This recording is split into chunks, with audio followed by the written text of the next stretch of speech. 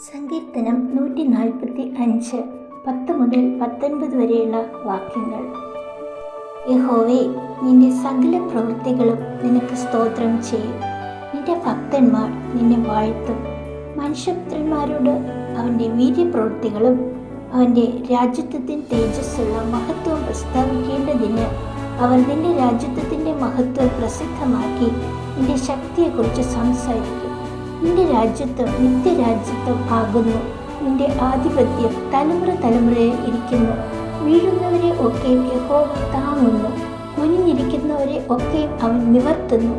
എല്ലാവരുടെയും കണ്ണ് നിന്നെ നോക്കി കാത്തിരിക്കുന്നു. നീ തത്സമയത്ത് ഭക്ഷണം കൊടുക്കുന്നു. നീ തൃക്കൈ തുറന്ന് ജീവനുള്ളതിനൊക്കെയും പ്രസാദം കൊണ്ട് തൃപ്തി വരുത്തുന്നു. യഹോവ തൻ്റെ സകല വഴികളിലും നീതിമാനും തൻ്റെ സകല പ്രവൃത്തികളിലും ദയാലു ആകുന്നു. യഹോവ തന്നെ വിളിച്ചപേക്ഷിക്കുന്ന ഏവർക്കും, സത്യമായി തന്നെ വിളിച്ചപേക്ഷിക്കുന്ന ഏവർക്കും സമീപസ്ഥനാകുന്നു.